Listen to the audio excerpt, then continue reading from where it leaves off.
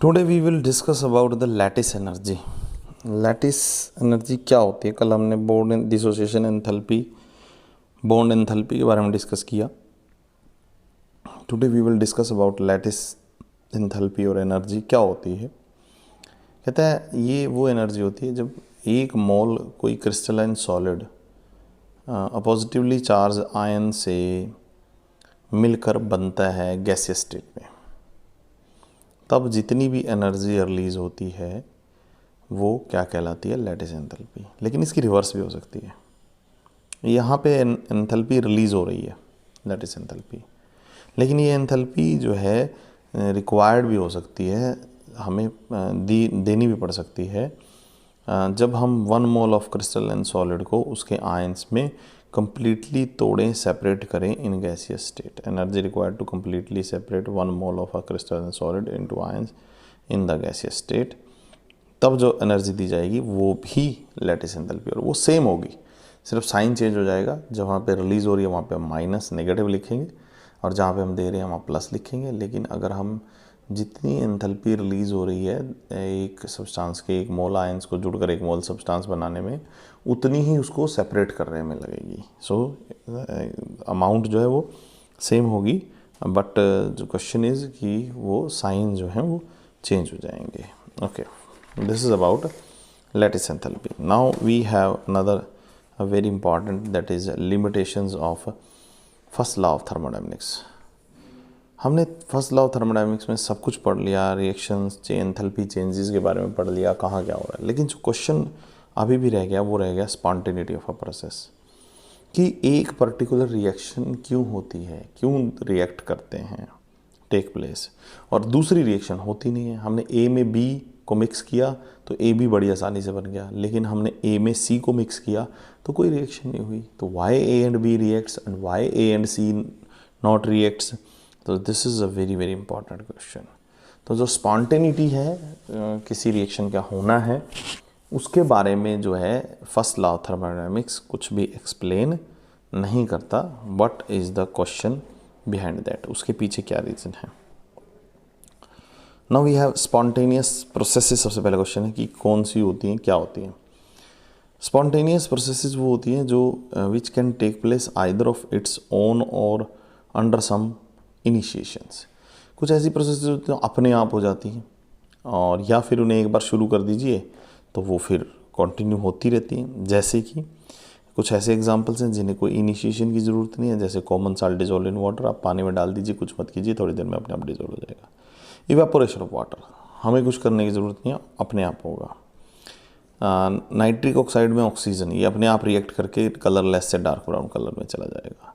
Carbon monoxide oxidised into carbon dioxide, ये भी अपने आप हो जाएगी। ये सारी स्पॉन्टेनियस रिएक्शंस हैं जिन्हें हमें कोई इनिशिएशन देने की ज़रूरत नहीं है। जैसे ही इनके रिएक्टेंट्स मिलते हैं और वो अपने आप क्या हो जाते हैं, रिएक्ट हो जाता है, काम हो जाता है। Then we have a process that needs some initiations. ऐसी प्रोसेसेस हैं जिनमें से कुछ इनिशिएशन की ज़रूरत है। Candle Burns only when ignite, हम एक बार जला दें मोमबत्ती को तो वो जलती रहेगी। तो यहाँ स्पॉन्टेनिटी के लिए एक इनिशिएशन की ज़रूरत थी। हमने पहले शुरू की रिएक्शन, फिर उसके बाद वो अपने आप चलती रही। वाटर जो है उसके अंदर से एक इलेक्ट्रिक करंट जब पास करते हैं तो इनिशिएशन दे दिया, उसके बाद वो कॉन्टीन्यूसली हाइड्रोजन और ऑक्सीजन प्रोड्यूस करता रहता है। कैल्शियम कार्बोनेट को एक बार हीट कर दीजिए तो वो आसानी से टूट जाता है, calcium oxide and carbon dioxide. तो यहाँ पर किस चीज़ की ज़रूरत थी हमें? इनिशिएशंस की। तो कुछ यानी स्पॉन्टेनियस रिएक्शंस दो तरह की हुई, जिनमें कुछ इनिशिएशन की ज़रूरत थी और जिनमें जो है कुछ विदाउट इनिशिएशन भी हो रही थी अपने आप। सो सेकेंड टर्म आती है हमारे पास, that is a non spontaneous processes which do not proceed even after strong initiation, कि हमने स्ट्रॉन्ग इनिशिएशन भी दे दिया, उसके बावजूद भी वो जो है रिएक्शन प्रोसीड हो ही नहीं रही हैं। जैसे a piece of gold may be placed in water for days but it does not dissolve, कि आप गोल्ड को जब पानी में रख दो, एक बार आपने इनिशिएशन दे दिया, उसको पानी में रख दिया और आपने उसको कई महीने कितने दिन रखा, लेकिन वो उसमें डिजॉल्व नहीं हो जाएगा। तो इसे क्या कहते हैं हम? Non spontaneous processes. ठीक है। एंड द क्वेश्चन इज़ कि जितनी भी स्पॉन्टेनियस प्रोसेसेस हैं वो तब तक ही होती हैं जब तक कि उनके बीच में क्या ना आ जाए, इक्विलिब्रियम अचीव्ड ना हो जाए। जैसे इक्विलिब्रियम आएगा फिर वो स्पॉन्टेनियस प्रोसेसेस भले ही हो रही हों पर वो फॉरवर्ड और बैकवर्ड का रेट इक्वल होने की वजह से हमें कोई चेंज नज़र नहीं आएगा। ठीक है, अब सवाल जो सबसे बड़ा है वो कौन सी ड्राइविंग फोर्स है which is responsible for spontaneous processes, कि स्पॉन्टेनियस प्रोसेस हो रही हैं तो उसके पीछे कौन सी ऐसी कारण है जिसकी वजह से हो रही हैं ये प्रोसेसेस। सो उसे हम क्या कहते हैं, ड्राइविंग फोर्स कहते हैं। तो उसमें 2-3 बातें आई, कुछ सोचा गया। पहले ये कहा गया tendency to acquire minimum energy, कि ये फोर्स है, ये रीज़न है कि हर कोई क्या चाहता है, अपने अंदर मिनिमम एनर्जी करना चाहता है और उस मिनिमम एनर्जी को करने के लिए वो रिएक्शन प्रोसीड होती है। वो पार्टिकल्स जो है, वो मैटर जो है वो प्रोडक्ट में चेंज होता है रिएक्टेंट। तो spontaneous occurs in the direction of exothermic process. इसका मतलब तो ये हुआ कि स्पॉन्टेनियस रिएक्शन सिर्फ और सिर्फ एक्सोथर्मिक हो सकती है, क्योंकि एनर्जी कम करनी है तो एनर्जी रिलीज करनी पड़ेगी। तो यानी process moves from higher energy state to lower state, यानी high temperature to low temperature. जैसे कुछ एग्जांपल्स भी दिए गए जो बिल्कुल एकदम सही थे, जैसे falling of a rock down the हिल, ऊपर से नीचे की तरफ पत्थर हमेशा गिरता ही है। नाइट्रोजन और ऑक्सीजन मिलकर अमोनिया बनाते हैं, स्पॉन्टेनियस प्रोसेस है। Delta H is equal to minus -92.4 kilo joule per mole. सो ये कुछ एग्जांपल्स है जो इस ड्राइविंग फोर्स को सपोर्ट करते थे कि हमेशा स्पॉन्टेनियस रिएक्शंस के अंदर मिनिमम एनर्जी एक्वायर की जाती है। But some processes such as evaporation of water are endothermic in nature. अब इवेपोरेशन ऑफ वाटर तो एंडोथर्मिक नेचर में, वो तो हीट एब्जॉर्ब करता है तब जाके होती है। सो इस जो कंसेप्ट था इससे बाहर हो गया। अब जो क्राइटेरिया बनाया था कि हमेशा स्पॉन्टेनियस रिएक्शन जो है किस तरफ मूव करती हैं, अपनी एनर्जी को कम करने की तरफ मूव करती हैं।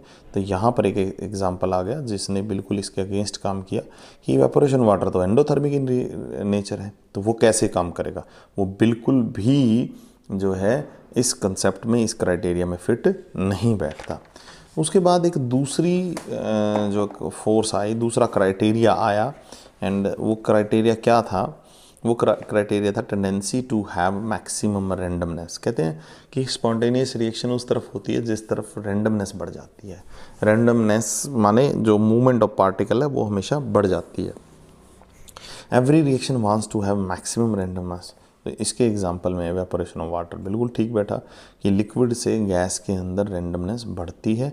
सो दैट्स वाई जो है वो क्या है, जो हमारा स्पॉन्टेनियस रिएक्शन है वो अपने आप होती है। ठीक है, but some processes such as liquefaction of gases, randomness particle is less than the randomness of randomness of product is less than randomness of reactant। अब जो लिक्विफिकेशन ऑफ गैसेज है वो भी कहीं स्पॉन्टेनियस रिएक्शंस हैं और उसमें तो रैंडमनेस कम हो रही है, रैंडमनेस बढ़ नहीं रही। सो ये जो इंक्रीज इन रैंडमनेस था, this is also not only criteria. तो ये कहा गया कि ना तो अकेला टेम्परेचर जो है यानी एनर्जी कम होने वाला फैक्टर अकेला है, ना ही मैक्सिमम रैंडमनेस वाला फैक्टर अकेला है। हाँ, ये हो सकते हैं दोनों फैक्टर, बट अकेले ये दोनों ही हों ऐसा पॉसिबल नहीं है, यानी कोई और भी फैक्टर है विच इज़ रिस्पॉन्सिबल। ठीक है, सो इन सब बातों से कंक्लूजन क्या निकाला, कंक्लूजन निकाला कि factor on which spontaneity process depend upon the tendency of a system to acquire a state of minimum energy, tendency of a system to acquire a state of maximum randomness. तो दोनों चीज़ों का जो है factor इकट्ठे responsible हैं कि उन्हें एनर्जी भी कम करनी है और रैंडमनेस भी अपनी बढ़ानी है। तो ये कंक्लूजन हुआ। सो अब हम पढ़ते हैं कि रैंडमनेस को मेज़र कैसे करें, रैंडमनेस कैसे हम पता करें किसकी ज़्यादा है किसकी कम है। तो उसके लिए एक टर्म आई that is known as entropy, that is known as entropy. Entropy क्या होती है, the property of a system which measures the degree of randomness in a system. ठीक है, एक ऐसी प्रॉपर्टी है जो किसी भी सिस्टम के रैंडमनेस को मेज़र करती है, उसको कि कितना इस सिस्टम के अंदर रैंडमनेस है। इसको हम डिनोटेड बाई कैपिटल एस है, कैपिटल एस से हम इसको डिनोट करते हैं। And entropy is a state function. वो किस पे डिपेंड करती है, इनिशियल एंड फाइनल वैल्यूज़ पे डिपेंड करती है, not depend upon the path followed. तो does not depend upon the path but depend upon initial and final state. So change in enthalpy is also state function. Change in entropy is also state function. Change in entropy is equal to entropy of final state minus entropy of initial state. So we can SF minus SI. And for a reversible and isothermal process, change in entropy is equal to Q reversible upon T. And Q reversible किसके बराबर होता है, हम पढ़ चुके हैं, delta H. तो हमारा फॉर्मूला आता है delta S is equal to delta H upon T. So unit of entropy is joule per kelvin और किलो जूल पर केल्विन. तो this is all about of entropy की एंट्रोपी क्या होती है. Now we have factor on which affect entropy. Entropy की entropy को कौन कौन से फैक्टर अफेक्ट करते हैं. सबसे पहले volume. More the volume of the gas, more will be the randomness and due to decrease in interparticle space. तो वॉल्यूम जितना कम होगा एंट्रोपी उतनी ज़्यादा होगी. ठीक है, रैंडमनेस उतना बढ़ेगा. Second temperature. जितना ज़्यादा टेम्परेचर होगा, more the temperature of the system, more will be the entropy and due to increase in kinetic energy. Kinetic energy बढ़ने की वजह से रैंडमनेस बढ़ जाती है और जिसको हम कहते हैं कि एंट्रोपी भी बढ़ जाती है. Then we have physical state. Entropy is maximum in gas, moderate in liquid and minimum in solids. तो ये हमें पता है कि फिजिकल स्टेट भी अफेक्ट करते हैं. कैसे कैसे करते हैं हमने पढ़ लिया. Then we have number of particles. As the number of particle in a system increases, entropy of system also increases.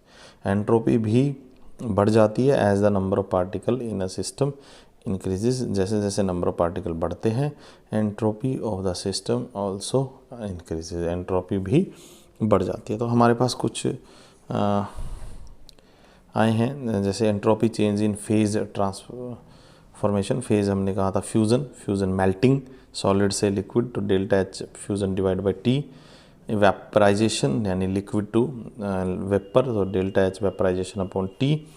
And sublimation, that is directly solid to gas, so delta H sublimation divided by T. So these are the entropy changes in phase transformation. So this is all about of entropy and what is the limitation of first law of thermodynamics and etc.